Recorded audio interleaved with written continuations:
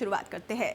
उत्तर प्रदेश के बाद अब उत्तराखंड में भी ब्लैक फंगस को महामारी घोषित कर लिया। ये बड़ी जानकारी इस वक्त हम आपको दे रहे हैं। प्रदेश में ब्लैक फंगस के मामले लगातार बढ़ रहे हैं, जिसके चलते सरकार की तरफ से ये बड़ा फैसला लिया गया है। राज्य सरकार ने इसको लेकर आदेश भी जारी किया है। प्रदेश में महामारी के प्रोटोकॉल के तहत ब्लैक फंगस के मरीजों का इलाज होगा और प्रदेश में ब्लैक फंगस तेजी से पैर पसार रहा है। इसको देखते हुए एम्स ऋषिकेश ने अलग से म्यूकर वार्ड भी तैयार किया है, जिसमें मेडिकल विभाग में 15 सदस्यीय डॉक्टर्स की टीम तैनात की गई है, जबकि वार्ड में उपचार के लिए सभी आवश्यक उपकरणों, दवाइयों की व्यवस्था भी की गई है।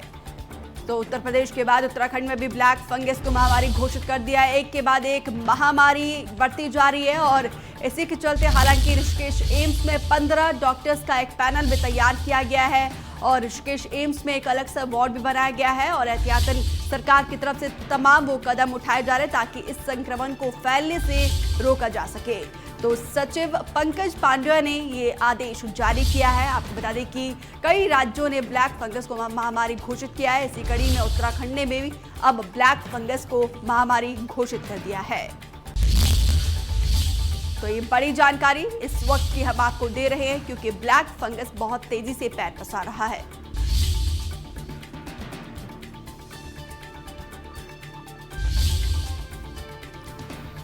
तो ये बड़ा अपडेट इस वक्त का हम आपको दे रहे हैं। ब्लैक फंगस गांव तक ना पहुंच सके, इसके लिए सरकार की तरफ से एहतियातन सारे कदम उठाए जा रहे हैं और इस ब्लैक फंगस को महामारी घोषित भी कर दिया है। पहले कोरोना का प्रकोप और अब ब्लैक फंगस का प्रकोप प्रदेश में देखने को मिल रहा है। हालांकि सरकार अलर्ट मोड पर है, प्रशासन एहतियातन वो सब कदम उठा रही है ताकि इस संक्रमण को फैलने से ना रोका जाए। तो आपको बता दें कि इंडिया न्यूज़ यही अपील करता है, अगर इनिशियल स्टेज में ब्लैक फंगस को हम कंट्रोल कर सकते हैं, अगर आप में कोई सिम्टम दिखाई देता है ब्लैक फंगस का, तो तुरंत डॉक्टर से संपर्क करना है। देरी, जरा सी भी देरी आपके लिए जानलेवा साबित हो सकती है। तो कोरोना की तरह ही ब्लैक फंगस भी कुछ इसी तरीके का ही है। अगर इस महामारी को शुरुआत में ही कंट्रोल कर लिया जाए तो इससे जो है हम जंग जीत सकते हैं।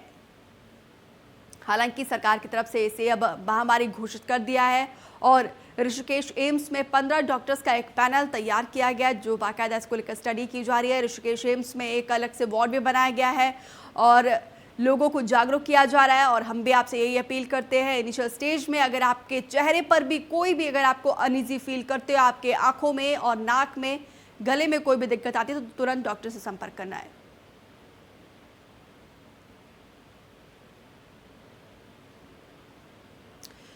तो इसी खबर पर अधिक जानकारी के लिए ब्यूरो चीफ उत्तराखंड किशोर रावत लाइव जुड़े हैं। किशोर जी, पहले कोरोना महामारी और अब ब्लैक फंगस को जो है महामारी घोषित कर दिया गया है, क्या कुछ एहतियातन सरकार की तरफ से बरती जा रही है ताकि ये संक्रमण गांव तक ना फैल सके?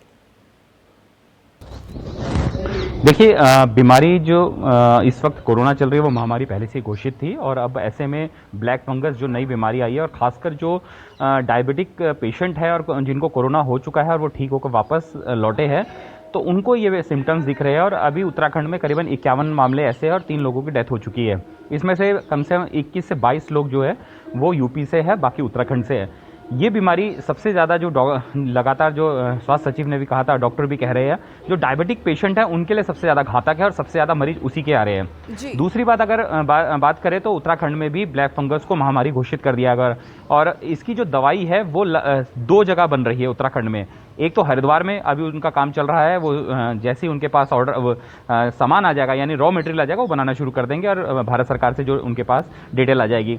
इसके साथ उधम सिंह नगर में इस दवाई को बनाना शुरू कर दिया। इसका जो एम्फोटेनिसिन बी इंजेक्शन नाम है वो उधम सिंह नगर में बनना शुरू हो गया है। काफ़ी घातक है क्योंकि इसमें न सिर्फ एक डॉक्टर बल्कि इसमें 3 से 4 डॉक्टरों की टीम काम करती है, जिसमें चाहे वो आई का डॉक्टर हो, ENT डॉक्टर हो, गले का डॉक्टर हो, तो करीबन 4 से 5 डॉक्टरों की टीम लगातार इसको सर्जरी करती है और एक खतरनाक बीमारी है।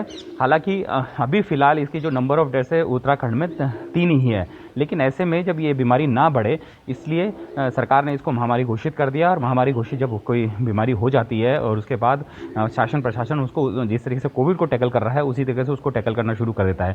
लेकिन अभी तक फिलहाल फिलहाल उत्तराखंड में अगर बात करें तो फिलहाल 51 के करीब मामले हैं इसके।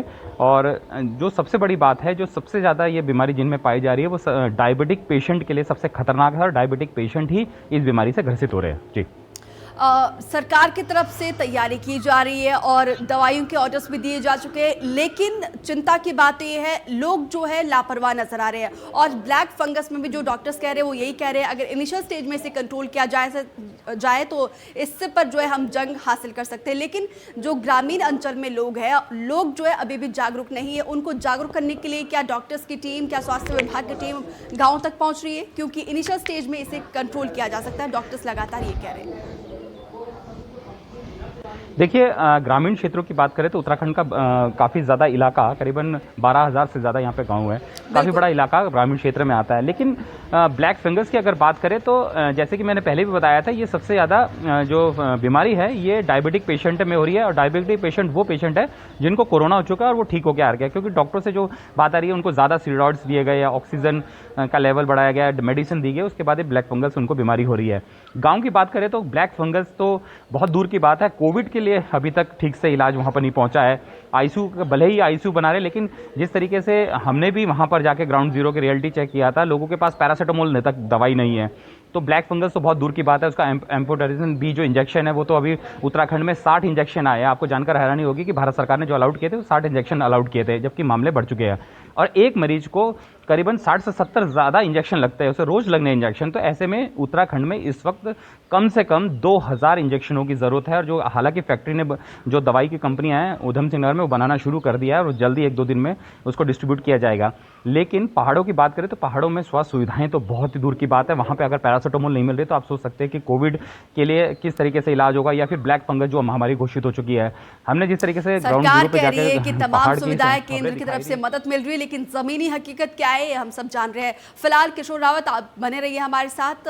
खबरों में आगे बढ़ते हैं। मुख्यमंत्री तीरथ सिंह रावत ने शासन के वरिष्ठ अधिकारियों और जिला अधिकारियों के साथ सचिवालय में वीडियो कॉन्फ्रेंसिंग के तहत ये बैठक की है। प्रदेश में कोविड की रोकथाम और बचाव कार्यों को लेकर समीक्षा बैठक भी की है। मुख्यमंत्री ने ऐसे बच्चों के लिए विशेष योजना बनाने के निर्देश दिए हैं जिनके माता पिता या फिर परिवार के मुखिया की मृत्यु कोविड के चलते हुई है। मुख्यमंत्री ने कहा कि ऐसे बच्चों की सहायता की जा सके, इसके लिए जल्द से जल्द इसका चिन्हितकरण सुनिश्चित किया जाए। मुख्यमंत्री ने कहा कि कोविड की तीसरी लहर के लिए तैयारियों को शीघ्रता से धरातल पर लागू किया जाए। वर्तमान में कोविड के मामलों में कमी देखने को मिल रही है, फिर भी हमें पूरी तरीके से सावधान रहना है। किसी तरह की ढिलाई नहीं होनी चाहिए। तीसरी लहर में बच्चों को फोकस करना है।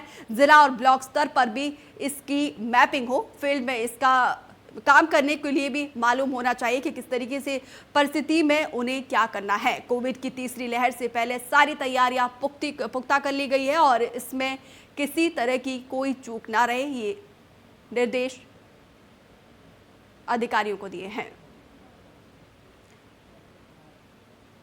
तो किशोर रावत लगातार बने हुए हैं। किशोर जी, सीएम ने जो है आज अधिकारियों को जरूरी दिशा निर्देश दिए।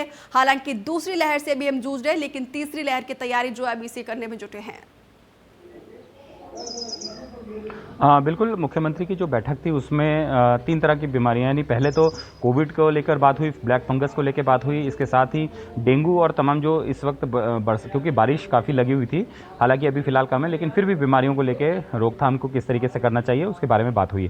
अधिकारियों को साफ निर्देश दिया है कि किसी भी तरह की कोताही बरती नहीं जाए, अगर बर्दाश्त नहीं की जाएगी अगर आपने किसी भी मामले में, क्योंकि ऐसे में जब कोविड महामारी संक्रमण फैल गया उसके साथ ब्लैक फंगस आ गया, फिर डेंगू जैसी खतरनाक बीमारी है, अगर ये तमाम सारी चीज़ें इनको लेकर बैठक की गई और उनको साफ निर्देश दिया कि पूरी तरह से पुख्ता तैयारी की जाए। दूसरी बात ये थी कि जिन बच्चों के माँ बाप कोविड के कारण डेथ हो गई है और बच्चे अकेले अनाथ हो गए, तो उनके लिए एक कारगर योजना तैयार की जाए। उनको कहाँ इस वक्त उनको कैसे रखा जा सकता है, या अगर उनके जो परिजन हैं वो अगर जो दूसरे परिजन उनके रिश्तेदार अगर उनको लेना चाहते हैं तो उनको किस तरीके से उन बच्चों की पढ़ाई होगी, क्योंकि सबसे मेन है पढ़ाई, और पढ़ाई को किसे इसी तरीके से जिस तरीके से अभी सोनिया गांधी ने एक लेटर लिखा था केंद्र सरकार को, जिसमें कहा था कि इनको नवोदय विद्यालय में एजुकेशन दी जाए। नवोदय विद्यालय एक विद्यालय ऐसा होता है जहाँ पे बच्चों को रखा जाता है और डे बोर्डिंग होता है और वहाँ पे उनकी शिक्षा दीक्षा की जाती है। तो ऐसे में राज्य सरकार को भी इस वक्त ये काफ़ी ज़रूरी है, क्योंकि बच्चे अकेले होने के, अनाथ होने के कारण उन पर बहुत सारी चीज़ें दिक्कतें किशोर आती रावत, है। तमाम जानकारी के लिए बहुत शुक्रिया। तो सरकार तैयारी में जुटी है तीसरी लहर के लिए। चलिए खबरों में आगे बढ़ते। कोरोना संक्रमण के बीच ब्लैक फंगस नामक बीमारी भी धीरे धीरे पैर पसार रहा है। ब्लैक फंगस के कारण अब तक कई मौतें हो चुकी है और कई लोगों का उपचार चल रहा है। इसी बीच रुड़की शहर में ब्लैक फंगस का पहला मामला सामने आया, जिसके बाद से स्वास्थ्य विभाग में हड़कंप मचा है। अस्पताल के डॉक्टर्स ने ब्लैक फंगस के लक्षण देखते ही मरीज को हायर सेंटर एम्स के लिए रेफर कर दिया है। नाम की महिला है एक, उनका अनकंट्रोल डायबिटीज करके हमारे पास उनके परिजन लेकर आए थे। उसको कोविड पॉजिटिव भी है, निमोनाइटिस भी है, अनकंट्रोल डायबिटीज़ की शिकायत थी उसको। 550 से ऊपर उसका शुगर जा रहा है। उसमें ब्लैक फंगस का केस जो है, ये हमारे पास पहला केस है जो SDH में सब। हरिद्वार की बात करते हैं, जहां पर कोरोना का प्रकोप लगातार जारी है, वहीं अब शहरों क्षेत्रों के साथ साथ ग्रामीण क्षेत्रों में भी कोरोना ने दस्तक दे दी है। ग्रामीण क्षेत्रों में भी बड़ी संख्या में कोरोना पॉजिटिव पेशेंट्स मिल रहे हैं। कई गंभीर मरीजों के वेंटिलेटर नहीं मिलने के कारण मौत भी हो चुकी है। सरकारी व्यवस्था सुविधा पूरी तरीके से लचर दिखने को मिल रही है और इसी को देखते हुए रुड़की में दूल फाकरे वेंटिलेटर को जिला प्रशासन द्वारा प्राइवेट अस्पतालों को संचालित करने के लिए दिए गए हैं। साथ ही सरकार हॉस्पिटल में वेंटिलेटर को संचालित करने के लिए स्वास्थ्य टीम का भी परीक्षण दिलाया जा रहा है, क्योंकि सरकारी हॉस्पिटल में वेंटिलेटर को चलाने के लिए स्टाफ की कमी देखने को मिल रही है। प्रायोरिटी लोगों के जान बचाने का था और हमारे लिए टर्शियरी केयर ज़्यादा ज़रूरी था। तो जहाँ से भी जो भी हॉस्पिटल ने अभी मांगा कि हमारे पास स्पेशलिस्ट हैं और हमको वेंटिलेटर चाहिए और हमारे पास अगर अवेलेबल है तो उसी को दिया गया और उससे काफ़ी अभी लोगों की जान भी बची है। तो इसीलिए उस टाइप से हमारे यहाँ थोड़ा सा भी दिक्कत है उस डॉक्टर का, जितने हैं उसका तो हम लोग यूज कर रहे हैं। जैसे अभी श्रीनगर मेडिकल कॉलेज के आए हैं वो, तो बर्फानी वाले में, तो जैसे होगा हम लोग करेंगे। हमारे पास जो है जितना वेंटिलेटर्स का सुविधाएं हैं उसमें चलाने के लिए हमारे पास स्पेशलिस्ट और ट्रेंड मैन पावर का आवश्यकता होता है। तो अभी जैसे श्रीनगर मेडिकल कॉलेज से कुछ डॉक्टर्स स्पेशलाइज्ड आ गए हैं, कुछ हमारा हेल्थ केयर वर्कर्स है उनको हम एम्स के माध्यम से ट्रेनिंग भी दे रहे हैं। तब तक के लिए जो है हमारे पास जो उपलब्ध वेंटिलेटर्स हैं वो जो है कुछ प्राइवेट हॉस्पिटल्स को भी दिया है। सो हमारे पास जो मैन पावर है उनका ट्रेनिंग के अभाव में वो चला नहीं पा रहे थे, उनको जो है अभी ट्रेनिंग दिया जा रहा है एम्स में। तो जैसे वो ट्रेन होकर के आते रहेंगे फिर जो है हम लोग।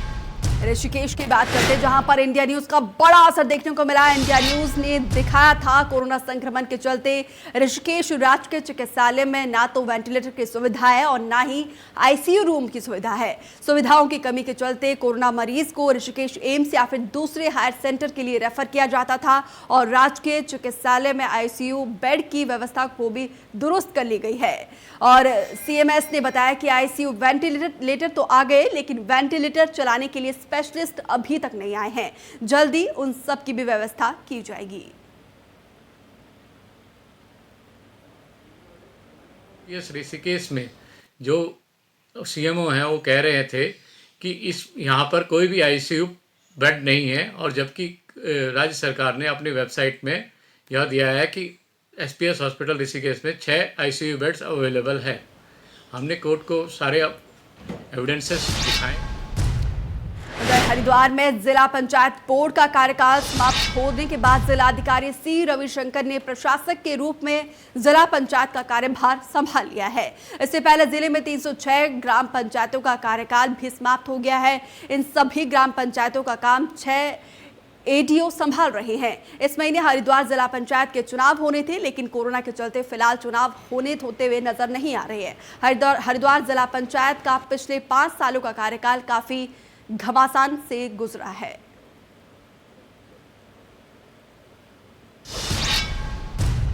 इंसानों के बाद अब कोरोना वायरस ने जानवरों पर भी हमला करना शुरू कर दिया है।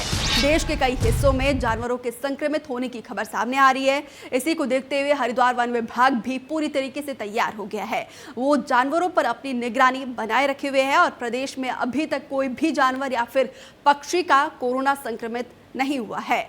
पर अगर किसी भी जानवर में संक्रमित पाया जाता है तो इसके लिए वन विभाग की टीम पूरी तरीके से तैयार है। वन विभाग कोरोना संक्रमण को लेकर अलर्ट है और कोई भी जानवर मृतक या एक्सीडेंट में पाया जाता है तो उसके सैंपल के लिए भी कोरोना जांच होती है। उन्होंने कहा कि हमारे पास कोरोना से लड़ने के लिए उपयुक्त उपकरण और पशु चिकित्सक है जो पूरी तरीके से तैयार है।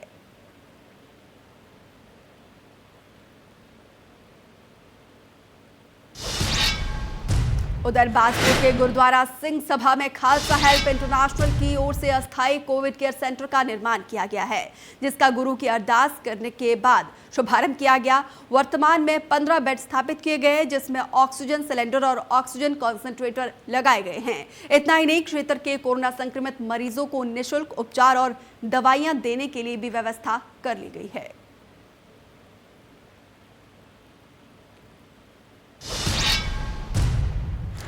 बुलेटिन में फिलहाल इतना ही। आप बने रहिए इंडिया न्यूज के साथ।